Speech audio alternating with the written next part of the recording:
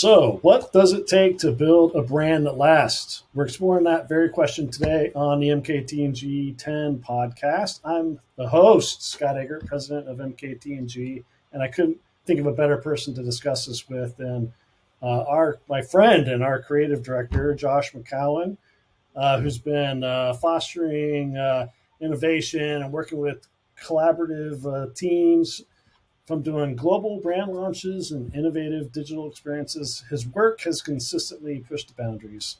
I can't wait to dive into the story of creative evolution with him.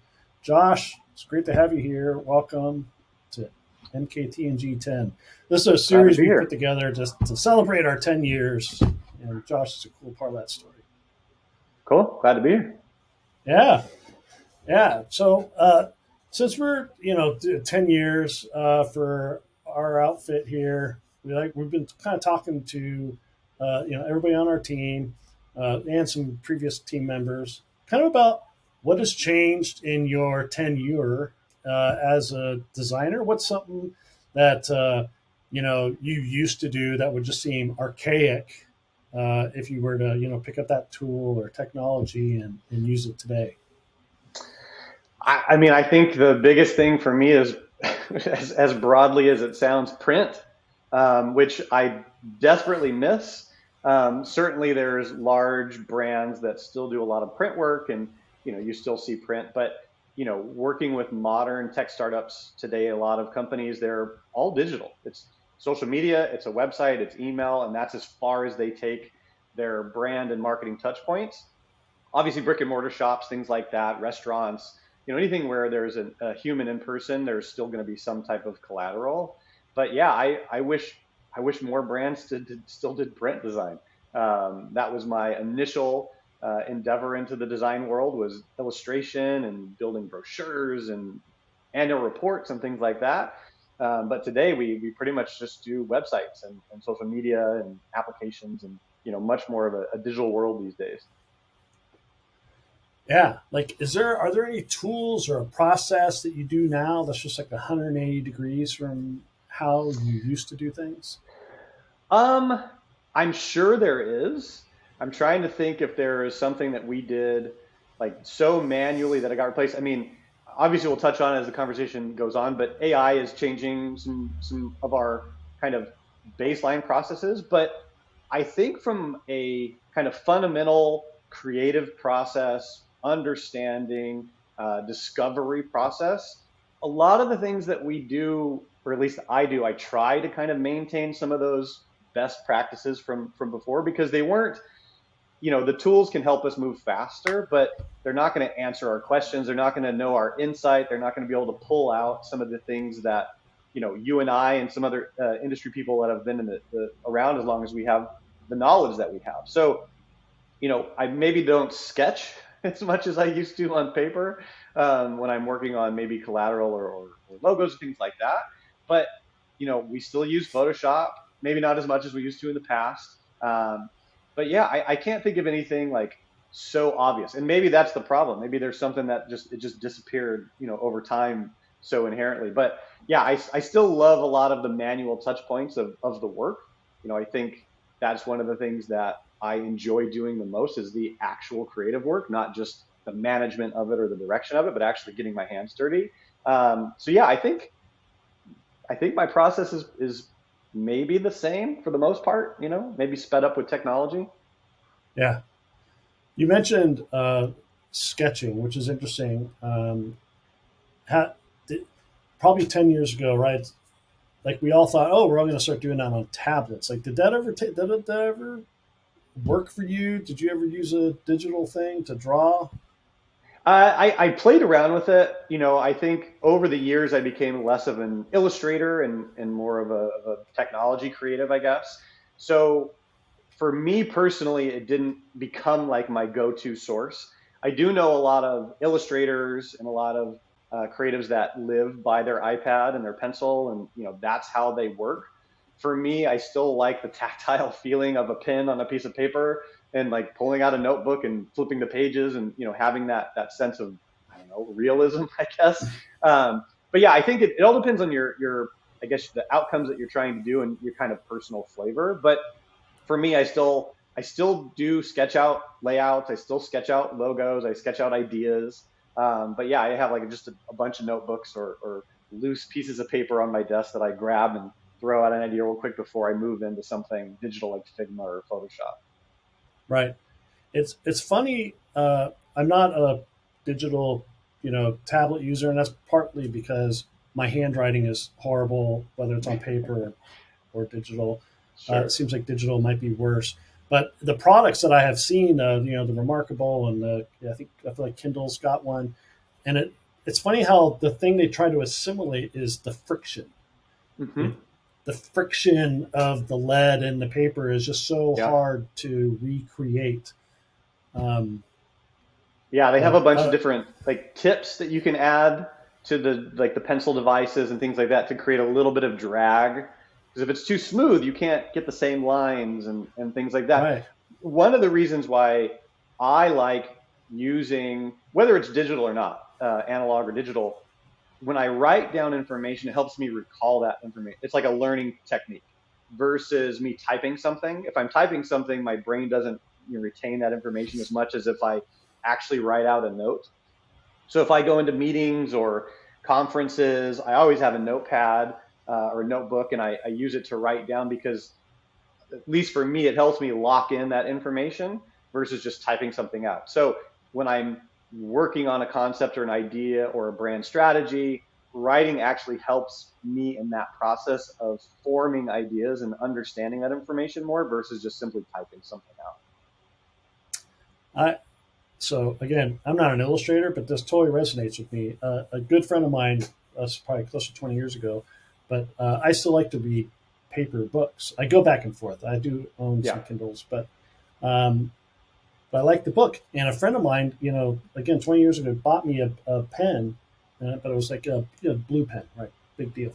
But it was a nice pen. I forget the brand, uh, but it was that like kind of this whole reinforcement of like the color of the writing. So the writing, whether it's in a book or circling something or writing a note next to it, and then the color, like the activity with the hand and the color, generates recall, Hmm. uh, which is just amazing. And so to this day, I have a pad of paper on my desk and a blue pen, so I can write down notes. And when I'm recalling it, I'm thinking about my hand moving and how I wrote it, and then it's blue. But Yeah, anyway, this it's is tactile. It makes your brain think about it in a different way. I didn't know about the color. That's a good note. I'll have to start using blue pens more.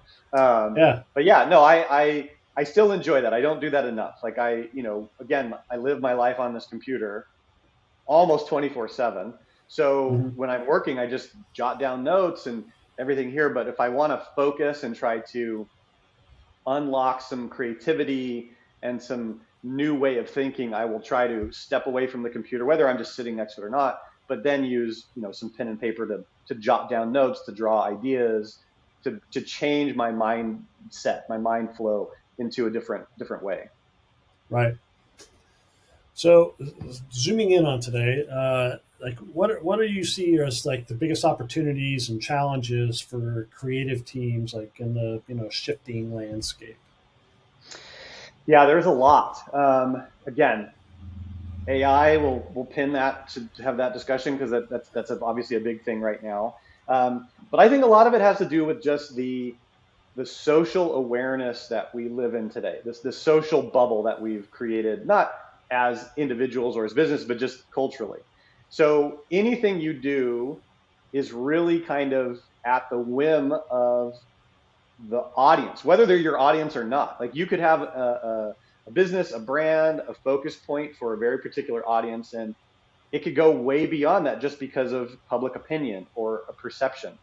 And that's challenging. I think a good example is the Cracker Barrel fiasco, where they rebranded like you're allowed to do. Like every organization has the opportunity to refine and adjust and move forward in a different direction.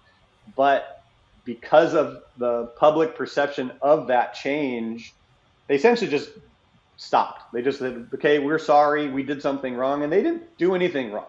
Whether or not it was a successful rebrand, and you could say it wasn't successful because of the public discourse around it and what it was, but I don't necessarily agree with that as a creative. I don't think, the opinion of what it looks like is very opinionated, and I don't think it was bad. I'm sure there was things that I would do differently as a designer and as a creative and a brand guy, but I almost feel bad for the team around that because of how it was received, because of just the social network bubble that we live in. I think that is probably one of the larger things that a small thing that you do as an organization can be zoomed in on and magnified in ways that you would never ever expect it to be, or even had the opportunity, a few years ago, 10, 15, 20 years ago, where people didn't care if your logo changed, like, oh, this is new, and then that'd be kind of the end of it. So yeah, I think that's a big challenge for teams. Right. Yeah, and that I think that's a great example, the Cracker Barrel, about how you do have to kind of play a game of like how's our audience going to read into this, like, Mm-hmm. and so I think having a story that goes, oh, here's why, and here's the direction we're going, um, versus their CEO went on like morning, just some morning shows, and did this big unveiling, and everybody's so happy with it, and it's great, and it's the new thing, without some sort of again tying it back to the story. This is where we're going, and the logo is, you know there seemed to be like a question in this case of, is it a barrel on its side? Like, what is this shape that the word mark is just slapped on, and what does it mean? Yeah. Um, and I felt like a little bit of that context, if that was the context, would have helped them tell that story. Um, and I do have a harsher opinion of of the outcome, not because I'm a huge fan of Cracker Barrel. Of course, I've been there, um, but it felt like a brand that had gone in a direction that just wasn't being driven by anybody with a point of view. Like, it just was so like kind of vanilla, Mm-hmm. boring, and they were coming from kind of a time and a place. Their logo, which again was made like in the 50s or 60s to look like it was from the 30s. So like they Yeah. kind of never were from the era they were portraying. Yeah. Um, but still, they just didn't. It felt boring. It felt void of any sort of creativity at all, and or opinion, right? And I think a good brand and good creative has a perspective, a point of view that they're trying to communicate. Like, here's our brand, and this just felt like the ultimate. I think I texted you and I said, this is like Canva, gone overboard. Like, let's just grab this shape and grab this logo and slap it on there. There was no depth or shadow or, uh, you know, any life to it. It just was like, And yeah, to those points, like, a brand is not a logo. Like, that one tiny mark does not represent a brand as a whole. The In this case, restaurants and decor, and I mean, I saw a bigger case study, and it wasn't just the logo. Like, they did a full quote unquote rebrand of their visual identity. But to your yes, point about what's the story, you have to be able to tie those two together. And I didn't look into it enough to even know if they did that or not. But as a kind of counterpoint to like the Crackle Barrel, Airbnb, which I mean, I'm assuming most people know Airbnb, hmm rebranded or redid their logo, I don't know, at some point in the past, maybe 10 years ago, maybe 5 years ago, something like that. And when they launched the logo, it was kind of being flamed online that it looked like something, and I won't go into details of what it looked like, but they didn't change it. They stayed true to, like, no, we think this is the right direction, and no one even remembers that they changed the logo. Like, it is what it is. no, So that's the I think that's the thing I have the problem with, is that the change to that they made to make the new brand ideally or seemingly should be strategic and thoughtful and decision based, that this is the direction we're going in. The decision to go back to their old one is reactionary. because of the way that people said. And again, I'm not a shareholder. I'm not the CEO. I mean, if they're losing millions of dollars, it's easy for me to say, why just keep it, stay strong. But if they're losing money, then it's they have to make a decision. Like, is it worth it to move in this direction? Another good example is Amazon Prime just updated their logo, but no one even knows that they did it because it's so tiny. It's an evolution of a change. It's not a rebrand. They simply refined some elements of it. They updated a little bit of coloring behind it, and it's no one would even really know the difference unless you put the two next to each other. So, in terms of branding and rebranding and evolution of brands, you do have to be strategic about it. That if you do think you have a large audience or a very kind of trust, or there's the people really believe that you're a very particular thing, when you change it so drastically, people hate change. They just want things to stay the same always and forever. So when something's different, whether it really affects them or not, they're going to have an opinion on it. So it is something you have to be mindful of, especially in this day and age, because of how much that information spreads, and opinion is just, I don't know, so opinionated. I don't know, that's probably not a great way to say it, but I feel bad for the team because I think overall they were moving in a direction they felt was right. And again, was there a story behind it? That is a really good point, because I do think as a brand, it's not just the visual. It's the visual. It's how you talk. It's what you say. It's where you show up. It's who you discourse with. So yeah, it's just the world we live in these days. It's tricky. Well, it is. Well, I mean, this all goes to also in this particular case is who owns a brand, right? And so part of what you're rightly pointing out is that a brand isn't just the icon. It's not just the logo, the picture, and a indelible part of the brand is, what do people think of your organization? Mm-hmm. Uh, what do they think of when they think of you?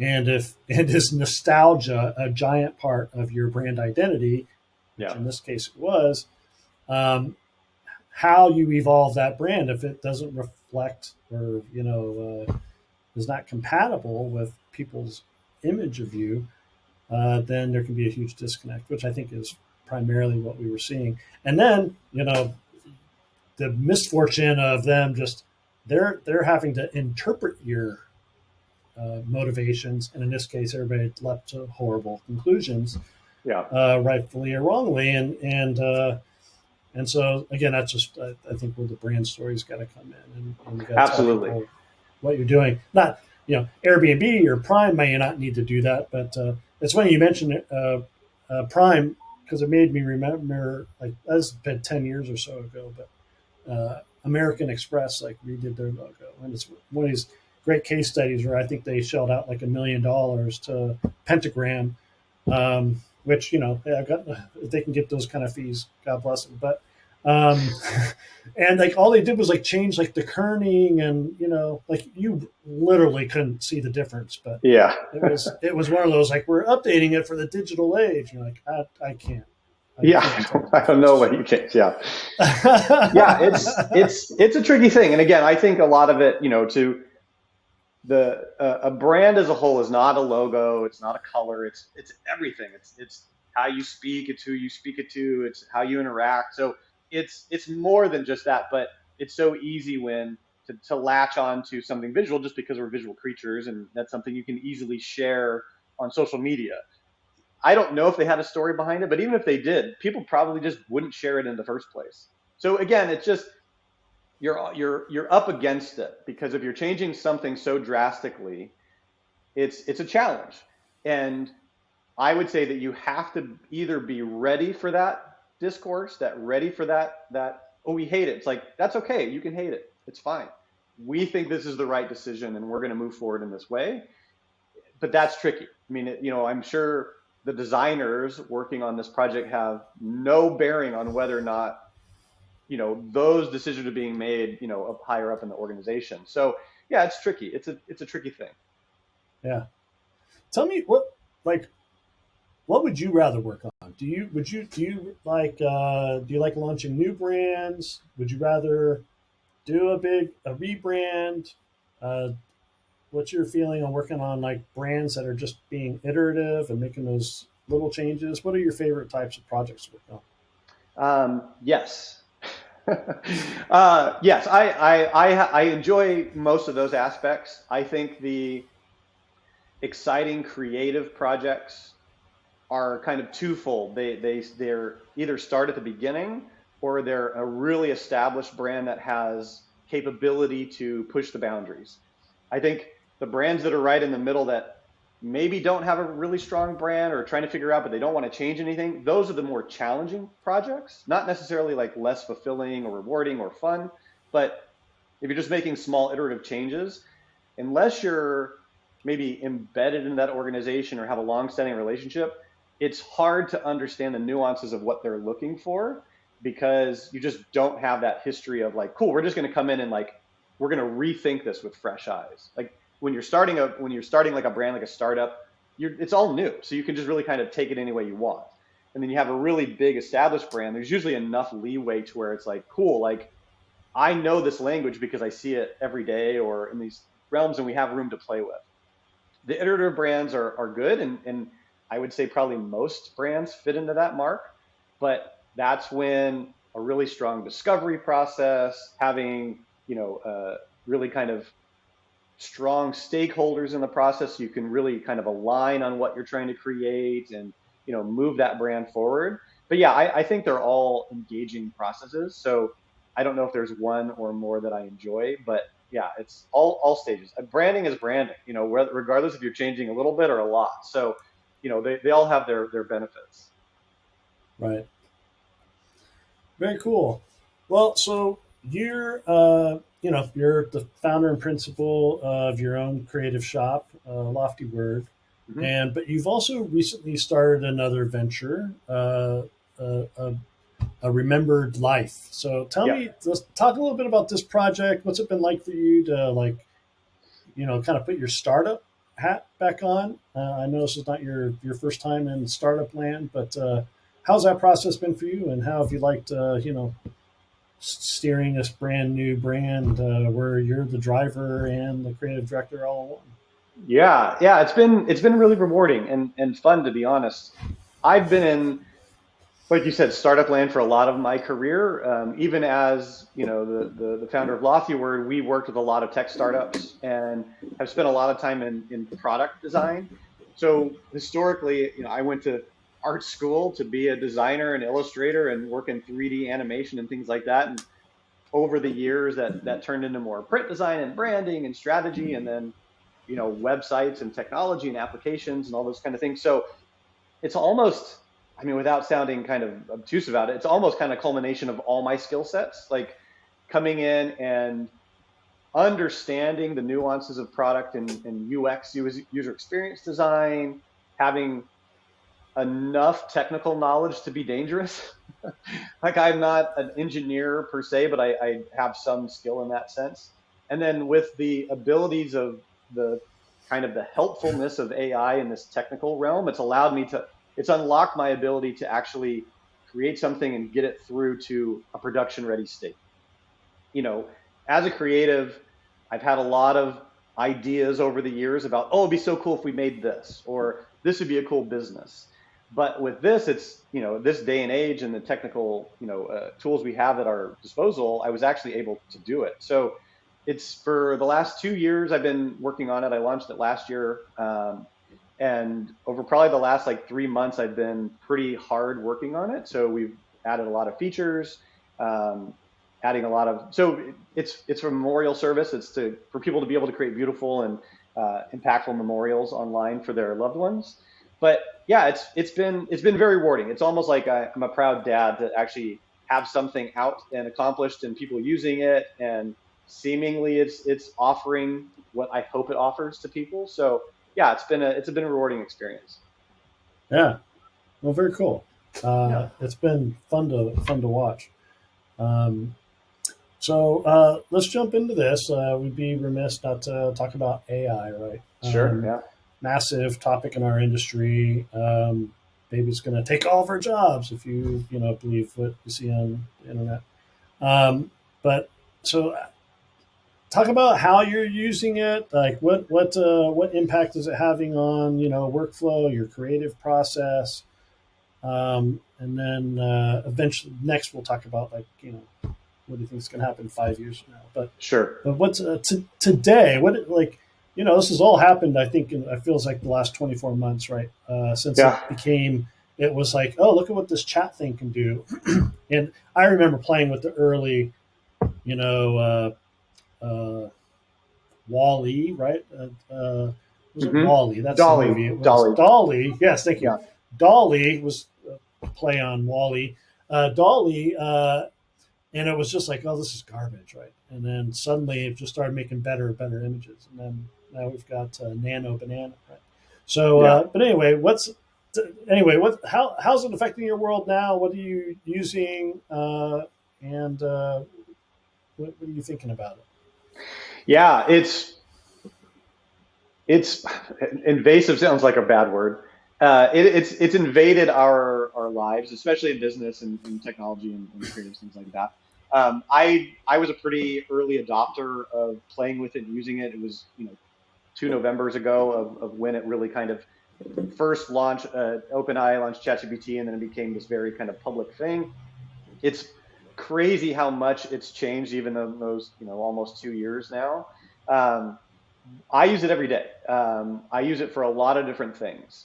Generally, I use it almost as a sounding board of things that I'm working on, whether it's writing emails, writing marketing copy, helping me just look at things in a different view if I just don't happen to have a colleague around me at the time to have these discussions. One thing that I try to be very adamant about is I don't go to it for brand new ideas. I try to take the ideas that I have and then help me refine those ideas. I think one of the challenges with AI is that we think it's all knowing. And if you don't understand a topic, it feels that way.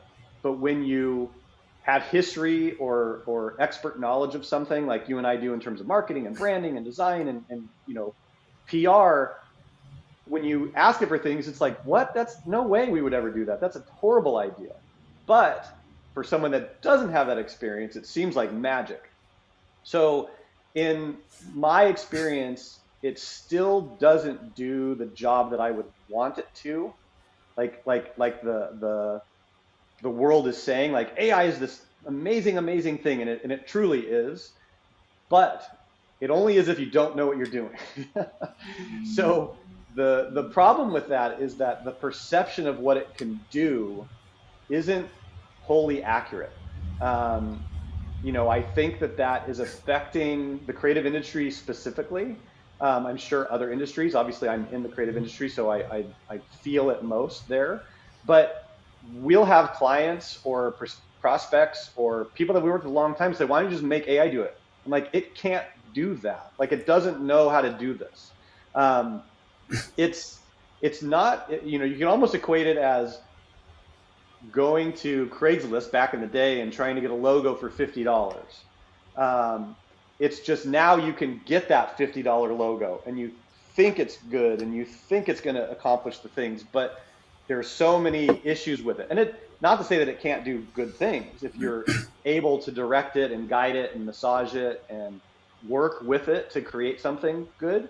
Um, but yeah, we use it a lot we use Midjourney a lot for photography assets or, oh, we need an overview of a 4-lane intersection with 2 cars.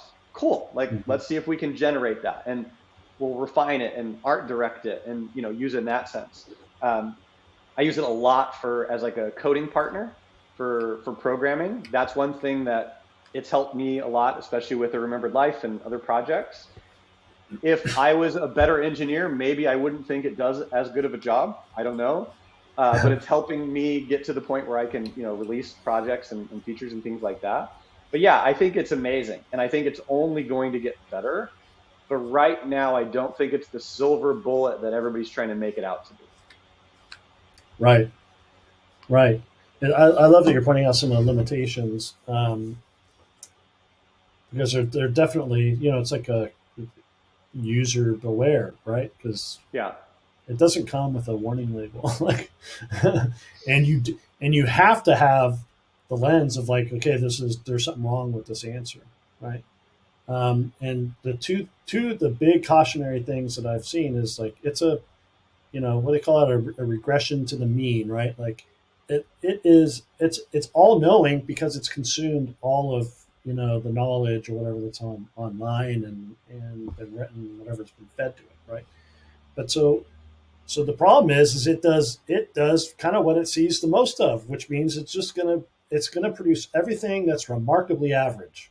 Mm-hmm. You know, it's and I've worked on a number of projects where we're developing creative briefs or best practices or whatever it is, but we're having this conversation with AI, right? Like as you say, which is how I use it often. Which just the example I like to use, like if you're opening a yoga studio, AI is going to be great for you because guess what? All the pictures of people doing yoga look the same, and all the websites doing yoga look pretty much the same. You might maybe there's 10 or 20 different flavors of yoga, but they all exist, and there's plenty of photos and copy for all of them. Yeah. But as soon as you get off the beaten path and you're, just into some like engineering and a very like tight niche, AI is going to have a harder time finding a lot of relevant content about that, you know, uh, subject matter. And Yeah. definitely, if you want to again, if you want to be the best or you want to like elevate a brand in that space, you're going to have to do a lot of like strategy, Yeah. and AI is just not very great at some of that. Like again, you could ask it, give me the best practice, but the best practice still is just going to be what's average Yeah. for AI. And when you say no, help me do better, it's just not going to know where to go, like Yeah. how to elevate that idea. Which brings me to my other, the other headache with AI is you got to know when to stop because it's so agreeable. Oh, what a great idea! Oh, that's a fantastic idea, Scott. You should do this. You should definitely do that.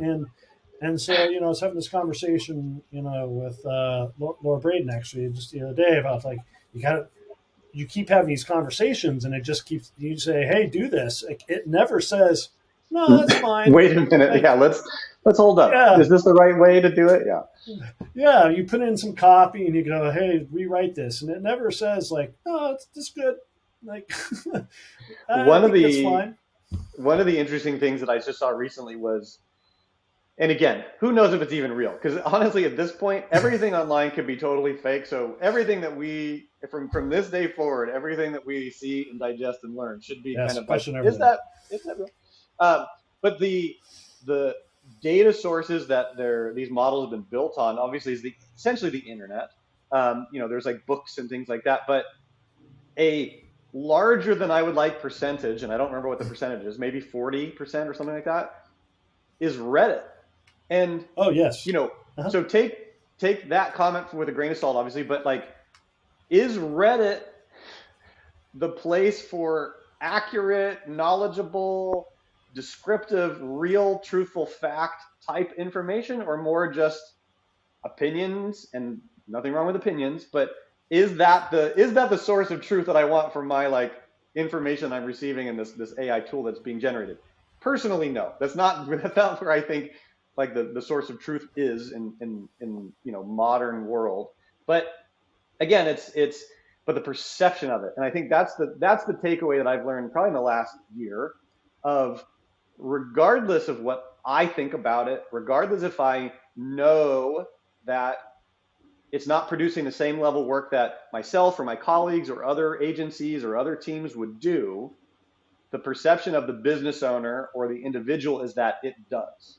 And I think that is the tricky thing.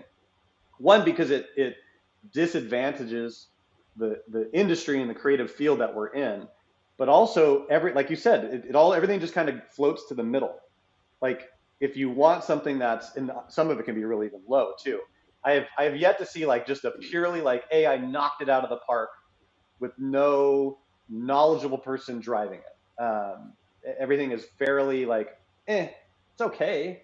It's not terrible, but is Is that where you want your business? Is that where you want your brand? Is there, what's the strategy behind this? What discovery did you do? What values are you trying to instill into this brand? So there is a lot of work that if you know what you're doing, AI can be a tool to help you with that. If you're just going to AI to like build me a brand, it's all going to be very kind of cookie cutter, not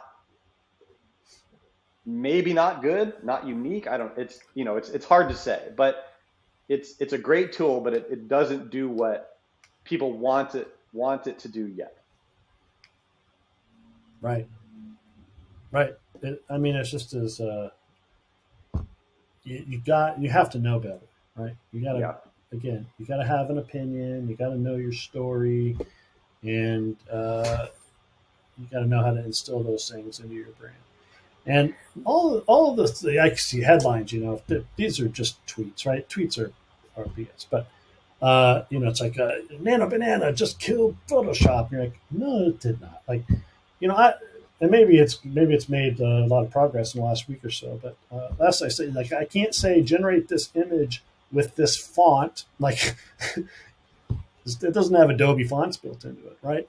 So I just see like, oh, it killed Photoshop. I'm like, yeah, you can't, but you can't edit that image, like other than asking Google to edit it. Like, please yeah, edit that image. yeah. You're still going to have to take, it basically all we can do is now use AI to create the elements of something and then put it in a suite of software where we can take it apart and put it back together the way that we want it.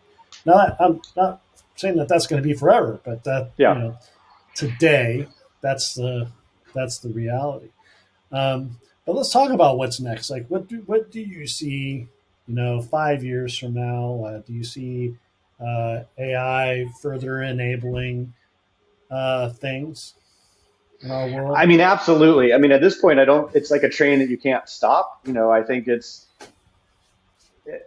I've had some conversation. I mean, I've talked a lot about this, of course, because it's just very relevant to what we do. But I, it's hard to say what it's going to be like in 5 years. In 2 years, and I think the good barometer of it is when AI, or I don't know if it was Dolly or Midjourney maybe, but there was like the first picture of or video of Will Smith eating spaghetti. Have you ever seen that? Oh, I I love mean, it's I like love it's just all of it. like I've seen the it's like a video of how fever that's dream. evolved. Yeah, and then Yes. like today it's like a movie. It's like that's Will Smith eating spaghetti. Like I wouldn't know any different. So just within the last 2 years, it's gone so drastically forward. In the next 5 years, it's almost unknowable how far it's going to go. But is it going to still just because it can make a more realistic video of somebody eating spaghetti, is that a reasonable barometer of what it's going to do for the world or for your business or for your brand, things like that? I I could see there being like an AI bubble to where there's all this hype, but it's not actually doing what it says or what people are wanting it to do. There's just like this, it's not producing the results that we need. And then it's going to dip down in terms of, there's like, I can't remember what it's called, but there's like a expectation, then it goes down to this, and then it comes back and levels out, and then it becomes like a really stable uh, tool product experience for people to be able to use in a Yes. real way. It's something of disillusion, the valley of disillusionment, or something like that. Yeah, Where, but yeah, I yeah, what I hope expectations happens, bubble. yeah, Yeah. what I hope happens is that in the short term, when the AI bubble pops, that the the human becomes a premium again, to where people want to work with knowledgeable people in different areas because they are really the knowledge keepers of these things.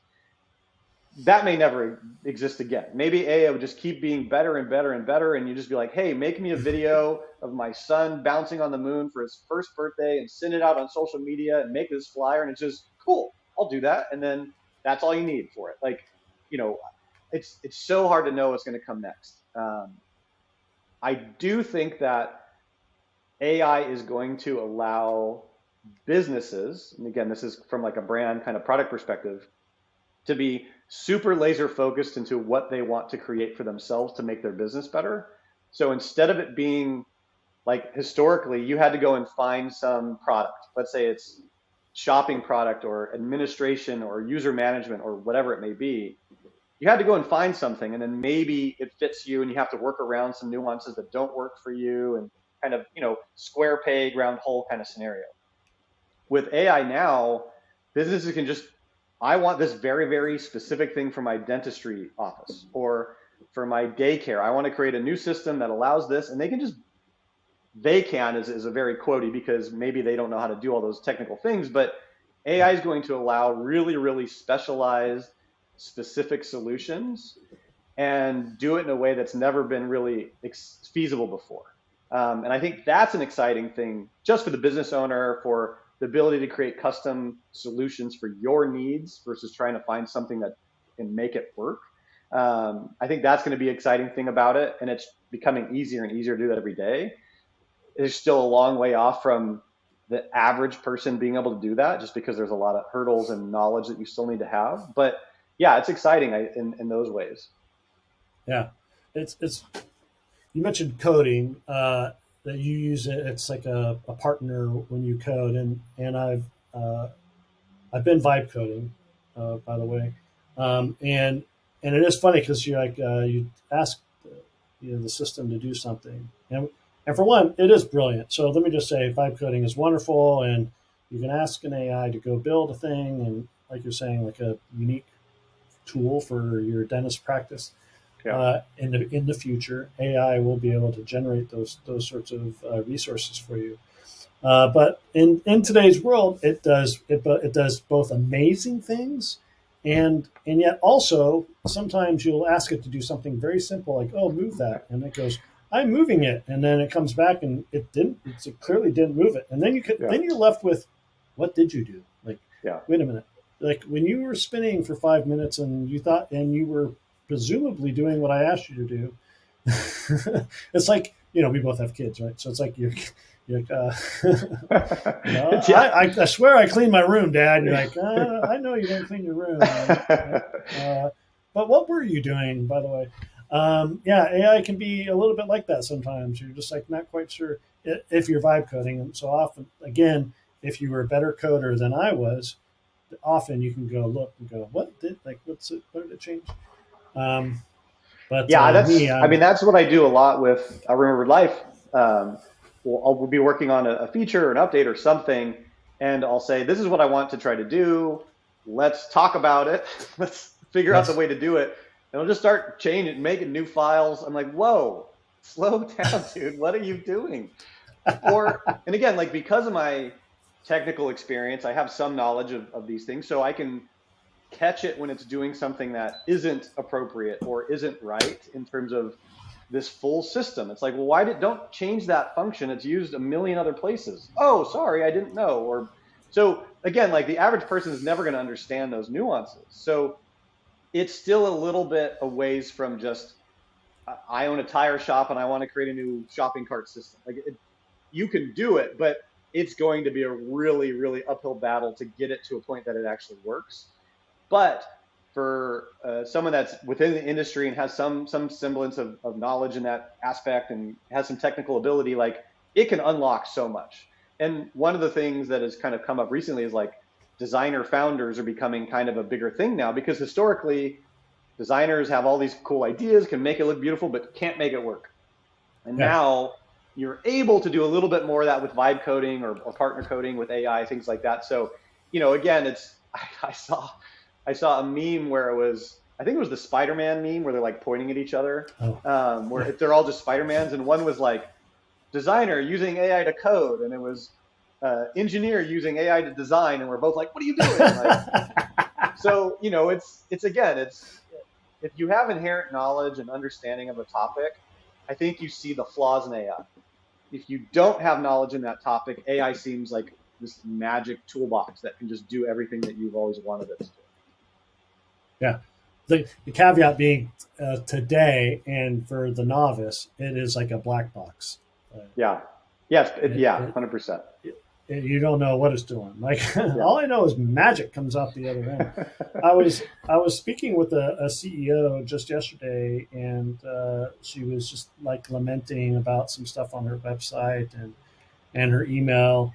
And this is an organization with 40,000 members, and one of her pain points was just people aren't responding to our messages. I think maybe it's fatigue because we send out a lot of email, Mm-hmm. and we don't we have no segments. Like we just send everything to everybody in a 40,000 people, and you're just sending Yeah. like Yeah. events and updates and industry, news and I'm like, well, clearly you just need to fix that. She's like, well, the email is built into our website, and our website, we're redoing the website. That won't be done until maybe spring of next year. And this is just one of those cases where I'm like, why have you put yourself in this cage? Mm-hmm. Like, this is like, you could fire up Constant Contact, and I've got no horse in this race. Like, but come on, there's off the shelf products that are Yeah. clearly manage a 40,000 person database, and you could segment your list by next week, and accomplish your objectives. But and so these are the situations I feel like AI is really going to help us fix. Even though this particular problem, there's just off the shelf products, but the idea that impromptu solutions will be available if you can manage that central piece, which is the database, and go, hey, I've got all this data, I've got all these people, I need to be able to send and manage messaging, and I want to be able to slice and dice them this many ways. To have a system where you could just ask it, hey, help me accomplish this goal, and have your tools like take the form that you need to accomplish your objective is a pretty cool reality.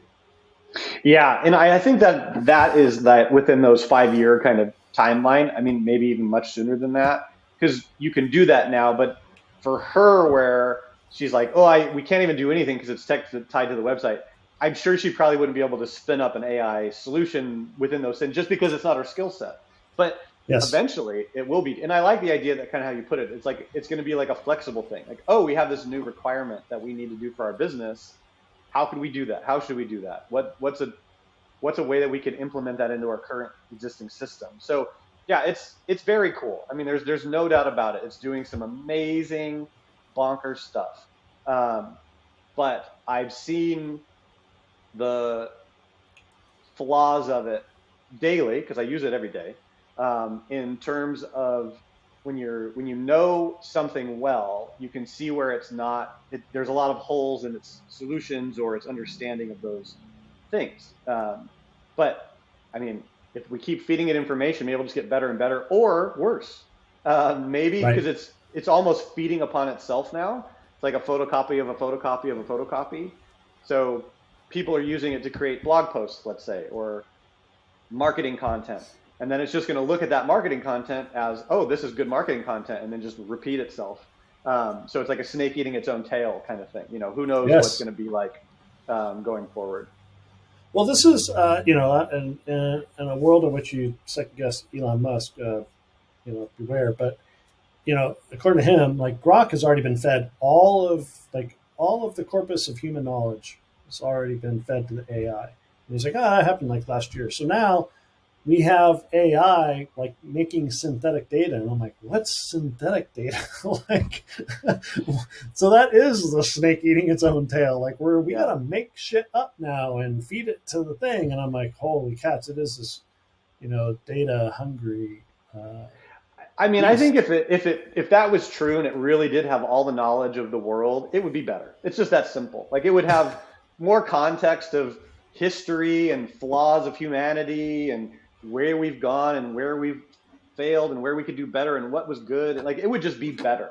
But yeah, it's crazy. I mean, we're literally living in the future. It's just what it Yeah. is. Oh, it's nuts. Well, I mean that it's funny your statement about like it'd be better but that's when I just go, well, it's still just pattern recognition, right? Like it is wicked smart. So it's the Yeah. most wicked smart thing we've ever witnessed from a technology, but Yeah. it is still just pattern recognition. It is just going like, oh, look at this. These things look the same, Yeah.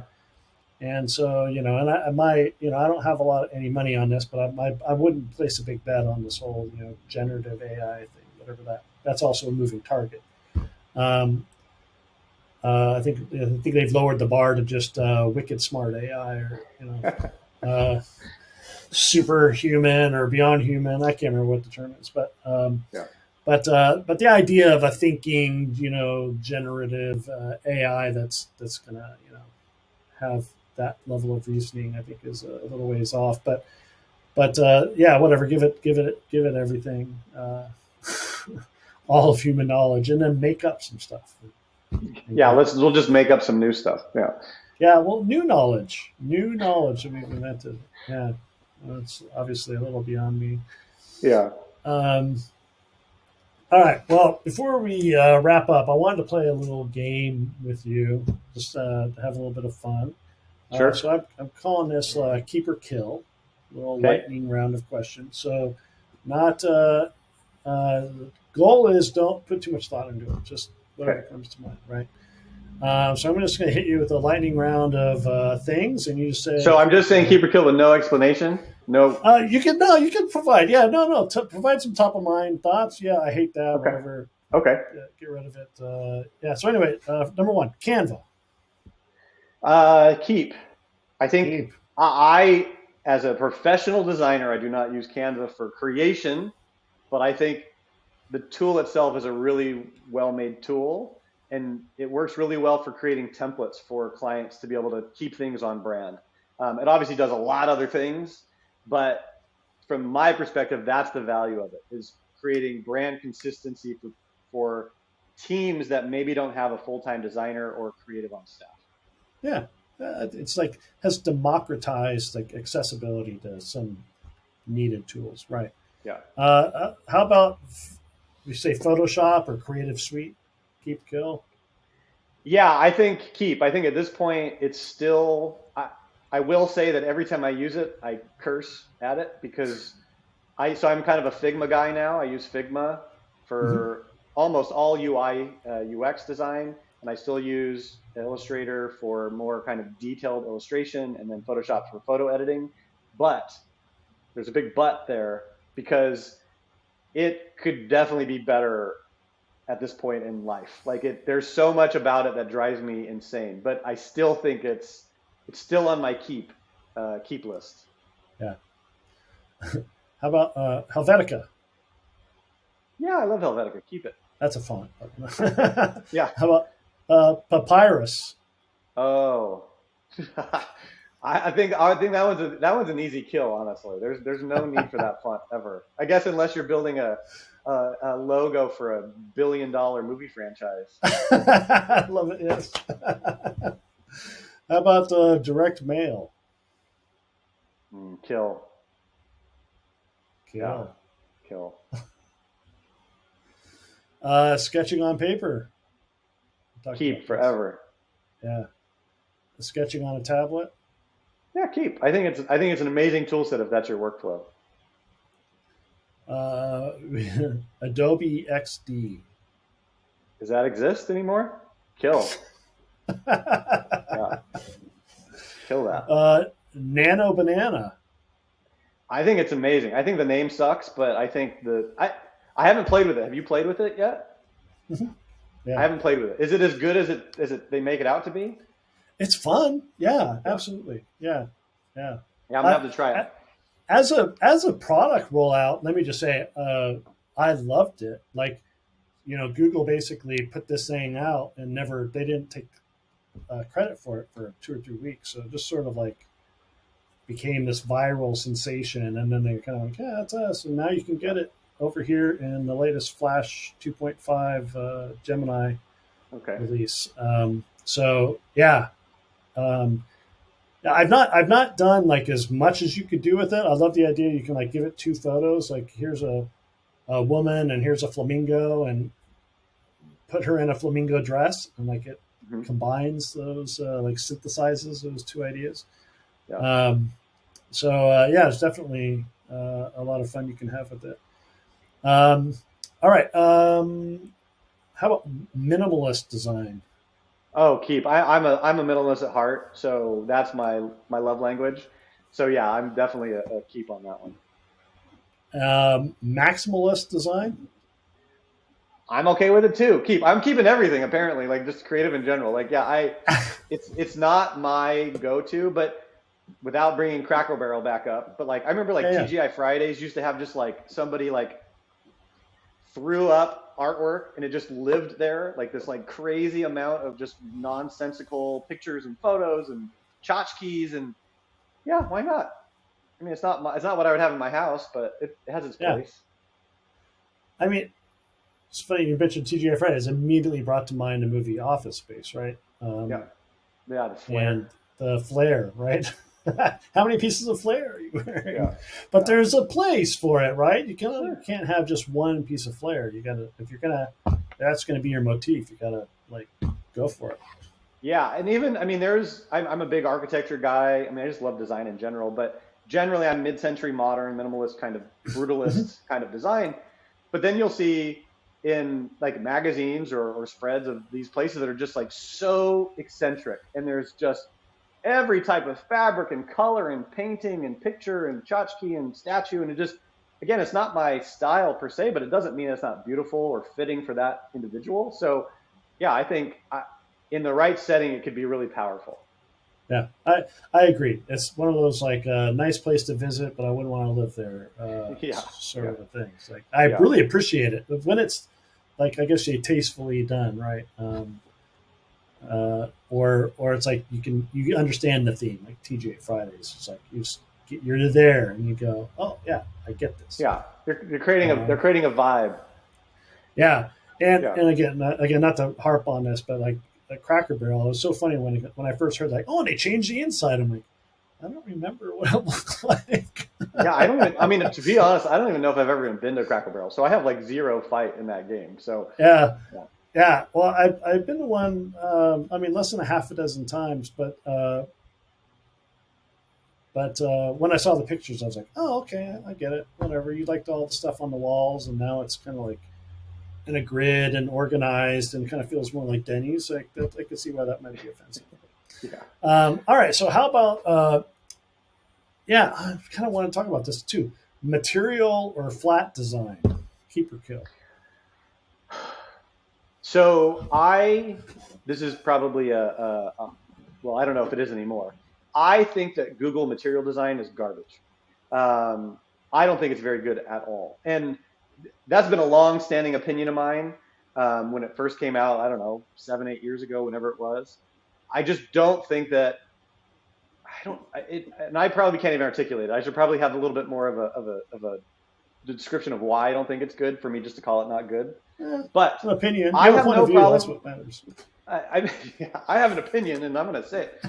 But so I mean, I've been a designer a long time, so I've gone through a lot of the trends. But skeuomorphism was a big thing when Web 1.0 or first came out, where everything had to look real and there had to be texture. And I think that there's a balance between where we're at now and what skeuomorphism was and flat design came to be. I do think depth adds a lot to understanding. I think color hierarchy, placement of information, like all that stuff is like pure design principles. Like there's ways that you can do that, regardless if it's flat, regardless if it's real looking. I think that material design itself is just kind of like a weird bastardization of those two, where it's like two sense of place, and there's like I need to articulate this argument better because I don't sound like I have a good knowledge of it. But no, I don't have a problem with either of those styles. But I think if we're talking about design systems and specifically the material design system for Google, I'm not a fan of. Got it. Yeah, for How about so? a trillion I dollar always felt like company, that I think was they could do better than that. wait, which company? Google, I think Oh, for Google. a Yes, number of amazing, talented designers that they have that organization, that should be better. right. So that always felt to me like it was their version of flat, right? Yeah, It's funny you bring up skeuomorphism, and I think I also that reminds me of just what was a month or two ago that Apple the released glass. the glass thing, and like it was widely panned.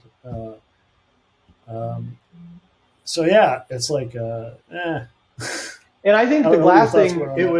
it wasn't panned because it looked like glass. It was because they had so many usability issues with it in terms of legibility of text on top of different backgrounds. And, you know, again, like just because it looks like glass, I don't care one way or the other. But if you can't read the text of a button, then that's a problem. Like Right. whether it's flat or gradients or, kind of whatever. And even then, like I remember, like there was like a long gradient trend for a long time, where it was like a letter and then like the gradient came way up, like long shadows. So yeah, I mean, design is going to evolve, aesthetics are going to evolve with the times, but I think both of those scenarios can be successful if it matches the brand, if it matches the story, if it's usable, if it's interactive to a point. So yeah, I think, I mean, I guess I will say keep, but with an asterisk of kill material design from Google.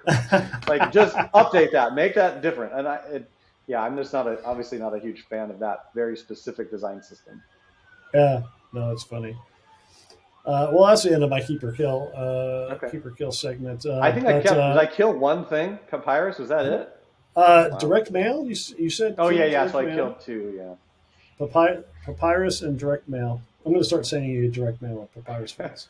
Avatar, just all Yeah, with Avatar. Papyrus, direct mail with Papyrus. Keep that. Yeah. So yeah, I want to ask you like just on a personal note, outside of work, like what are you what are your creative pursuits have you into now? I remember.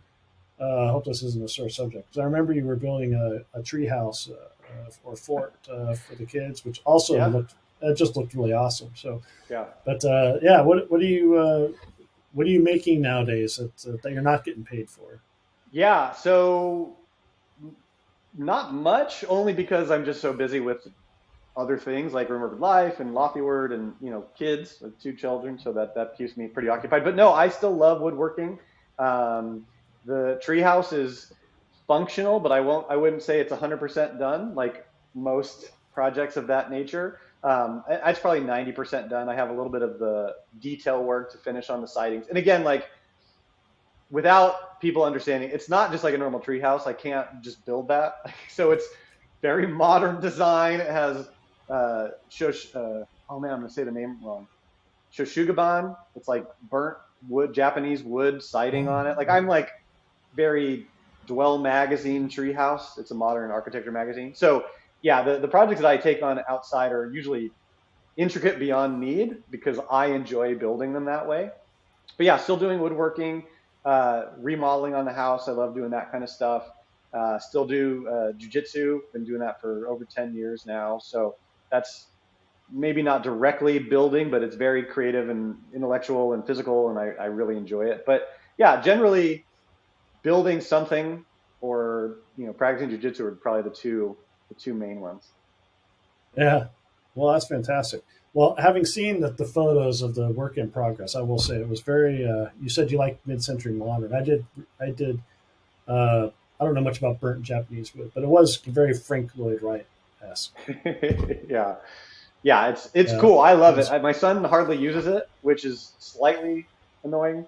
But I kind of built it for myself too, so it's just Yeah, this would be a fun project. Like, yeah, I let's do mean, this.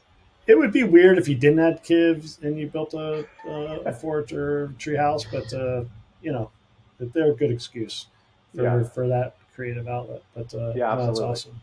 Yeah, anything I can get my hands on and build is usually a fun endeavor for me. Yeah. Well, this has been a lot of fun. Thank you for hopping on here and engaging in this wide-ranging, meandering conversation about AI and your work history. We love working together, and all the great creative juices and the steady hand you bring to our creative is always appreciated. So thanks for Yeah, hopping on and being a part of the MKTNG 10 conversation and story. It's been great. yeah, absolutely.